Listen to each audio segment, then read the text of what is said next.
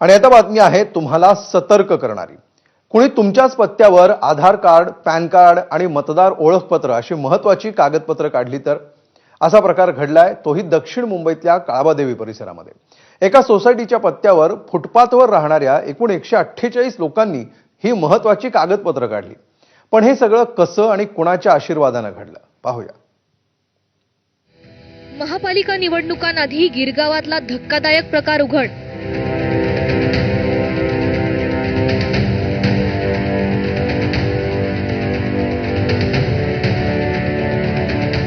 खोटी कागदपत्र तयार करून नोंदणी झालेल्या मतदारांची माहिती उजेडात।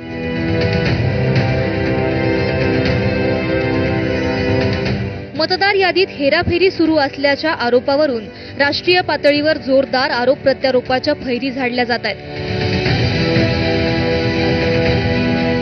राहुल गांधींनी तर याच मुद्द्यावरून पत्रकार परिषदा घेण्याचा सपाटा लावलाय। अशातच बोगस मतदार कसे वाढतात याचा नमुना मुंबईतल्या गिरगावात उघड झालाय। गिरगावातील भरूचा इमारतीतले खोटे पत्ते वापरून 148 जणांनी अनधिकृतपणे ओळखपत्र, आधार कार्ड काढल्याचं उघड झालंय।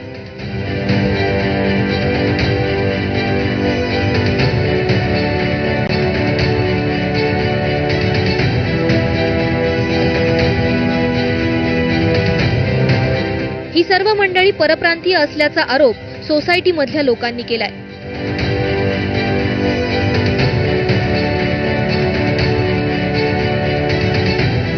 गेल्या काही वर्षांपासून यातले अनेक जण सोसायटी लगतच्या फुटपाथवर अनधिकृत पद्धतीने राहत होते। मात्र या सगळ्यांच्या आधार कार्ड, पॅन कार्ड आणि वोटर आयडीवर भरूचा इमारतीतील फ्लॅटचे पत्ते आहेत। आता ही बोगस मतदार नोंदणी कशी झाली ते पाहूयात। इमारती लगत फुटपाथवर राहणाऱ्यांकडे आधार कार्ड, मतदान ओळखपत्र तयार केले। ओळखपत्रांवरील पत्ते भरूचा इमारतीतले असल्याचं आढळलं। पत्त्यांवरील नोंद असलेले फ्लॅट नंबर प्रत्यक्षात इमारतीत अस्तित्वातच नाहीयेत। खोट्या पत्त्यांच्या आधारे या लोकांनी वीज मीटर मिळवला। त्याचा पुरावा म्हणून वापर करत आधार कार्ड, पॅन आणि मतदान ओळखपत्र मिळवले। सोसायटीमधील रहिवासी आणि आम्ही गिरगावकर संघटनेनं हा प्रकार उघड केला। पोलीस, महापालिका निवडणूक अधिकारी यांच्याकडे तक्रार दाखल करण्यात आली आहे। जिकडे 7A म्हणून फ्लॅट आहे त्यांना जिकडे ॲड्रेस मिळाला तो 7A हा अस्तित्वातच नाही आहे। तर त्याच्यावरती त्यांना मीटर दिलं गेलं, त्याच्यावरती त्यांना रेशन कार्ड दिलं गेलं, त्याच्यावरती त्यांना वोटर आयडी कार्ड दिला गेला। राहतात कुठे? रस्त्यावरती झोपतात, हातगाडी आयडी आहे त्यांना, वोटर आयडी, सगळे गव्हर्नमेंटचे सगळे डॉक्युमेंट्स आहेत। पत्ता सोसायटी, त्या गुलमोहर सोसायटीचा जे अस्तित्वातच नाही अशा फ्लॅटच्या ह्याच्यावरती त्यांना लिगलिटी सगळी मिळालेली आहे। आमच्याकडनं असं आहे की ह्यांना दिलं कोणत्या अधिकाऱ्याने दिलं, ह्या संदर्भात पोलिसांशी संपर्क साधण्यात आला। त्यांच्यावरती पोलिसांकडनं सगळं सहकार्य मिळतं, वारंवार त्यांच्यावरती ॲक्शन घेतली जाते, पण ते दिवसेंदिवस वाढले जातात आहे। या धक्कादायक प्रकारांवर एबीपी माझानं काही सवाल उपस्थित केलेत आणि त्याची उत्तरं मिळणं अतिशय आवश्यक आहे। बोगस आधार, मतदान ओळखपत्र मिळवून देणारे दलाल कोण? बोगस वीज मीटर मिळवलेल्यांनी ते मीटर लावले कुठे? बोगस मतदान ओळखपत्र, आधार मिळवून देण्यासाठी राजकीय पक्षांनी मदत केली का? कागदपत्रांसाठी दाखवलेल्या पत्त्यांची शहानिशा का केली गेली नाही?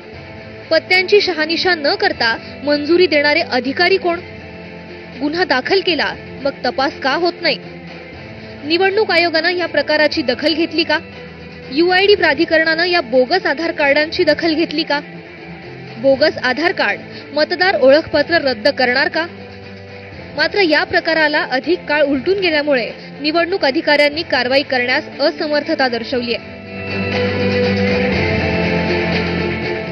आता या बोगस मतदार नोंदणीवरून आरोप प्रत्यारोपांना सुरुवात झाली आहे। बोगस मतदार नोंदणी, मतचोरी हा सध्या राजकारणातला परवलीचा शब्द झालाय। मात्र हा प्रकार नेमका कसा होतो, खरे पत्ते वापरून बोगस मतदार कसे निर्माण केले जातात, हेच या उदाहरणानं दाखवलंय। निवडणूक आयोगानं याची गंभीर दखल घेत आता कारवाई करण्याची वेळ आली आहे।